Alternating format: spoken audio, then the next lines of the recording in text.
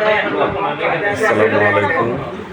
আজ আরাবি হজ travels and Kafela হাজিগণ Saudi থেকে হজ করে এসছেন। তো আমাদের হজ অফিসে, আরাবি হজ অফিসে একটা খাবারের আয়োজন করছেন আমাদের মামুন আরাবি প্রতিষ্ঠাতা।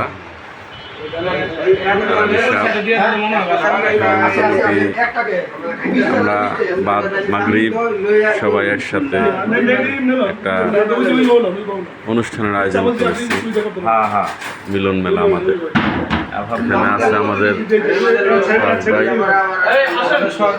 আছে আলিম ভাই, আর হাজিগণ সকলে হাজি, অপারেটিভেশনের মালিক।